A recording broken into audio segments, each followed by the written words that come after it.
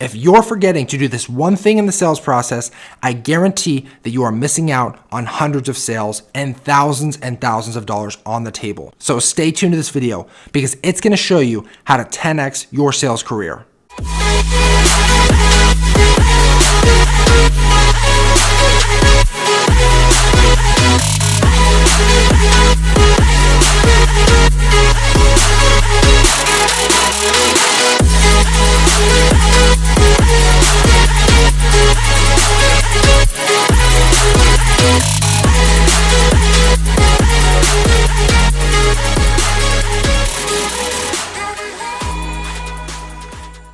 Welcome back to another episode of Pitch Practice, the YouTube channel where I help you break down the foundations of the sale and help you simplify the overall process so that you can become an expert in your sales career. Today, we're going to be talking about step 3 of the straight line system, how to build rapport. If you guys have not watched the last 2 videos on the straight line system, I will leave a link above for you guys to click and catch up on that content. Trust me, you're not going to want to miss it. Now let's jump into the video. Let's talk some rapport. Now in the sales process, this is constantly something that a lot of amateur salesmen tend to overlook. Now the past videos on the straight line system created by Jordan Belfort, I've talked a little bit about step 1, taking immediate control of the situation. Step 2, gaining massive information. Now moving on to step 3, we're talking about building rapport. Now, as I've said in previous videos, each of these steps in the straight line system builds off of each other. So you need to know and understand how to implement each step in your sales process in order for the entire straight line to work. Now, what is rapport? Let's break it down a bit. See, rapport is simply a connection between two human beings, a feeling of commonality, a feeling of likeness between the two. Now, people will naturally build rapport with someone who they feel common to, someone that they feel is like them. Now, most of us like ourselves. Now, if I meet someone who's like me, chances are I'm going to like him too. I'm going to say things like, I like that guy. I connect with him. He's a real person. He's really out there. And I'll begin to compliment him while I'm really just complimenting my own attributes and my own personality. Now, people tend to feel a natural sense of rapport with people who are like them or who they aspire to be. Take into context some of these super athletes, Instagram influencers, and movie stars. Why do you think we like movie stars like Brad Pitt and Angelina Jolie? Or super athletes like Odell Beckham and Mike Trout? It's because we're inspired by them, what they represent, and who they are. That doesn't necessarily mean that we're exactly like them. But it does mean, in some cases, that we want to be like them, that we want to aspire to be like them. This is oftentimes why we buy from some of these Instagram influencers, these people who are coming up with apparel brands, supplements, and just random different products that fit into their niche. We buy it from them because we like them, and we trust them because we're inspired by them. Now, coming back to the sales process, obviously, Brad Pitt or Angelina Jolie or Mike Trout isn't going to be working in a sales office. However, that's why we want to develop a slightly different sense of rapport. It's the rapport between two human beings who are in an interaction, verbally, physically, emotionally, and sometimes spiritually. Now, in order to build rapport, we have to understand how to communicate. Now, what a lot of people don't know is that 7% of communication is verbal.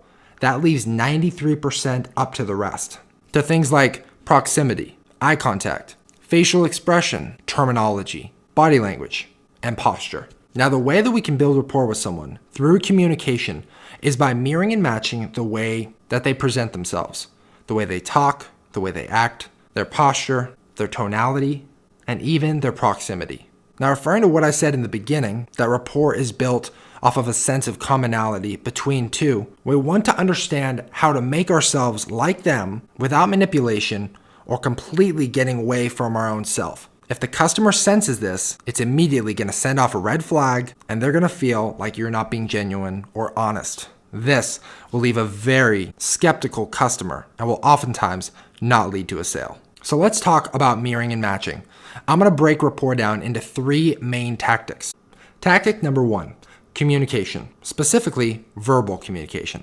Now, although verbal communication is only 7% of communication in itself, it's still a massive 7%. The things that you say to a customer and how you say them will oftentimes impact what they think of you and will impact the question that they're asking themselves, do I trust this guy? Now, unlike my recent videos, this video isn't necessarily about you. It's about your customer and how you can respond to them, how you can understand what type of person they are and use yourself to reflect themselves almost like a mirror. This is why they call it mirroring and matching. Now let's talk about questions. A lot of people believe that one of the best ways to build rapport is just question after question. Now, although part of this is true, questions are great, it's not necessarily about what you're asking them, it's about how you're responding to those answers. Now, if I meet someone random at Starbucks and I want to get to know them better because they seem interesting, and I hit them with question after question after question, after a little while, they're going to feel almost like they're being interrogated, and we don't want this. It's not necessarily about how many questions you ask, it's about how you respond to each question and see how much you can get them to elaborate. When you get someone talking about themselves, oftentimes they'll begin to lead the conversation because who doesn't love talking about themselves? Now, although you want them to lead the conversation, you want to control the conversation. This way, they're doing most of the talking, however, you are still in control. So remember, when building rapport, use questions as a tool and not necessarily as a foundation on how to build it. Think of questions as not the concrete that goes into the ground, but instead the shovel that mixes it. Now let's talk a little bit more about questions, responses, and how you respond to them. Now, when watching someone, their body language, listening to their tone, and the words that they use, you can immediately begin to pick up on little Easter eggs and key notes that they're going to be projecting to you without even knowing it. For instance, if you get someone who uses big words, like, I'm looking for a car that's magnificent, then you want to respond with something along the lines of, oh, John, I've got just the thing for you. You're going to love this. This car is absolutely fantastic. I can't wait to show you it. It's simple. You're simply mirroring exactly what they're doing. Now, once again, this is not manipulation. This is simply taking the part of yourself that is similar to them and putting that at the front lines. Now, on the other hand, if you get someone who's a little bit more reserved and uptight, right here, right? And they're in your office and they're talking and their voice is very low and they say something along the lines of, I'm just looking for something efficient. I don't have a very high price budget. So I'm looking for something that's just going to get me from point A to point B. Do you have anything like that? Then you're going to want to respond in a similar fashion. Something along the lines of, absolutely, John. I'm the same way. I don't need anything too big or fancy. I just need something that's going to get me from point A to point B. And I have just the thing in mind. Notice how all I'm doing here is taking their energy, channeling it into my own voice and tone and body language, and presenting it back to them. Now, in the first case, with the guy who's very enthusiastic and loud, if I respond with that, he's immediately going to think, man, I love this guy. This guy's right here with me. I love his energy. He just seems like a really likable guy. While in the second case, the more reserved man might think, I like this guy. He seems really real with me, really direct. Not one of those sleazy, fast-talking salesmen. Now, they're going to be thinking all of this while you're talking, so make sure that you stay locked in and focused with them, because one slip might throw them off just a little bit. Now, you're not going to lose the sale because of one little slip. However, it will slow down the process just a bit. Now, a recap on verbal communication. You're going to want to understand 3 things. 1, the words that they use. 2, their tone of voice. And 3, the way that they present those words. As an example, 1, their tone of voice. You want to mirror the way they say things, whether they're talking loud and right there, or more reserved and a little bit quieter. Whether they use big words, like I want something fast, a hot rod red Corvette, or a little bit more reserved. I'm just looking for something fuel efficient within my price range. And third, whether they're talking with their hands and they're getting into it and they're making facial expressions, or they're faceless, keeping their hands close together and remaining almost motionless. Now, when you're able to follow the breadcrumb trail, when you're able to study and learn these people and get a better understanding of what type of person they are, you can then shift yourself into a version of you that's similar to them, leading to a faster close and more sales. Tactic number 2, posture and body language. Now, when you're talking to a customer, not only do you want to study and learn the way that they talk, the words they use, and their tone that they use as well, but you also want to pick up on their physical movement. Are they straight up and stiff? Are they relaxed and slouched back? Are they shy and reserved? Now, it is vital that you pick up on these little things that they're doing so that you can respond. As an example, if you're dealing with someone who's a little bit more slouched and relaxed, and you're right up there in their face, they're really not going to like this. And they'll oftentimes think, man, this guy's in my face. What a pushy salesman. While on the other hand, if you do that with someone who's very direct and upfront and uptight, they might think, wow, this guy's efficient. I love it. He probably just gets things done. Remember that understanding people and the way they present themselves, then creating a form of you that's similar to them and plugging and playing in each situation is going to help you immediately build rapport off the bat. Now, don't get things complicated. I know that you're going to think, oh, I don't want to be 100 different versions of myself. Remember, you're not changing yourself. You're just finding the part of you that's most similar to them and putting that at the forefront. See, we're oftentimes kind of in neutral. We're on neutral mode without even noticing it. However, we all have that version of ourselves that's relaxed and chilled out. We have that version of ourselves that's uptight and direct. And we have that version of ourselves that's a little bit more shy and reserved. Our personality is oftentimes based on what we use most. So once again, I'm not saying to change yourself. I'm just saying find what version that they're using and then mirror and match that. Almost copy and paste a version of yourself and slap it right there in the situation. Doing this will build rapport.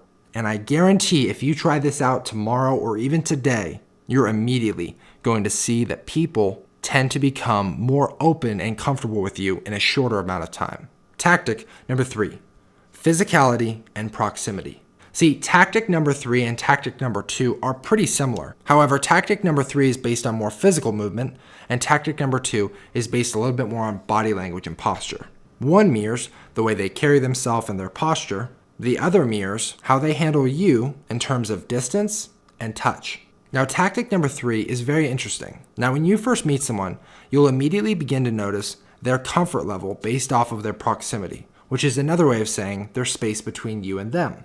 If they're far away, chances are they're pretty uncomfortable. If they're close, chances are they're very comfortable and have been in this situation multiple times. Wherever their comfortability level stands, it's important that you pick up on where they're at and their proximity so that you can take that and judge your level of enthusiasm based off of their proximity. Now, when talking to someone, you want to put all 3 of these together. The way they verbally communicate, the way they communicate with their body language, and the way they communicate with their physical touch and proximity. Once you begin to kind of catch their vibe and their energy, and you're able to channel it through you almost as a reflection, it will immediately begin to get people to not only trust you, but also think to themselves, I like this guy. And oftentimes, without thinking about it, they're really just thinking of themselves. Now, elaborating on tactic number 3, physicality and proximity, we must understand a couple of different things. 1, the handshake. Notice when you grab their hand. Is it firm and tough, or is it light, almost like a dead fish? You can learn a lot about someone's physical touch, especially in the handshake. So it is very important that you are present in the moment right from the get, and that you pick up on all the little things, such as the handshake that usually only lasts about a second. Don't miss it. Now let's say you're back in the office. You're picking up on their tonality, the words they're using, their body language, and their posture. Once you begin to kind of get a feel of what they're like and you're able to begin mirroring and matching them, you now want to move into the physicalities, what they're doing with their hands, their facial expressions. When they're talking, are they constantly keeping their arms crossed?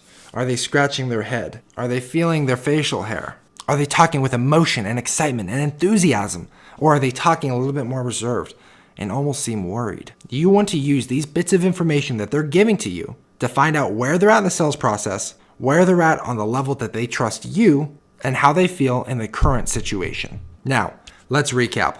And the best way to recap all of this is to simply give you guys an explanation. So let's say that your name is John. I'm a real estate agent. You've just walked into my office and we're talking about the house that you're looking at. You want to crunch some numbers and see about what we can do about your financial situation. From the moment you step into my office, I stand up, shoulders back, chest out, posture's right, and I greet you with a nice firm handshake. Immediately picking up on the physical distance that you've established between us, the proximity, and of course the way you shake my hand. Is it firm and direct or a little bit lighter? After I've picked up on this, I then pull out your chair and make sure that you're comfortable or if you need a beverage. Then I sit down and I begin the process. I begin studying you, picking up on all the little things. Let's say that you're enthusiastic, you're excited, but you're a little bit stressed about the numbers. The way I'm going to talk to you is by simply mirroring what you're doing. Here's an example of me responding to a guy like John.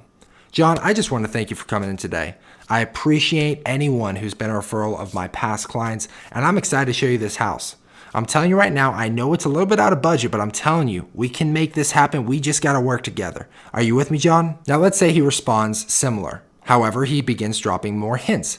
He uses words like, I want a house that's absolutely magnificent, something that's really going to make people turn heads when they pass by. First off, I agree with him. Oh yeah, I'm with you there. Trust me, I'm a man who likes the finer things in life, and I'm telling you right now, we're gonna find you a house that's not only magnificent, but at a fantastic price that you're not gonna be able to turn down. Now, let's jump into the computer, run some numbers, and see what our options are. Now, although I'm using the same person here for both John and Adam, you can begin to understand how this relates to almost like a mirror. I'm taking his energy, I'm channeling it through my words, my posture, my body language, my tonality, and my eye contact. I'm right there, I'm with him, and I'm taking what he's given, and I'm giving it right back. Doing these things, learning, studying, and adapting to the situation with your customer, I guarantee will increase your sales. Not because of the fact that you dropped the price, you pulled some strings, or you used some manipulative way to get them to sign the contract.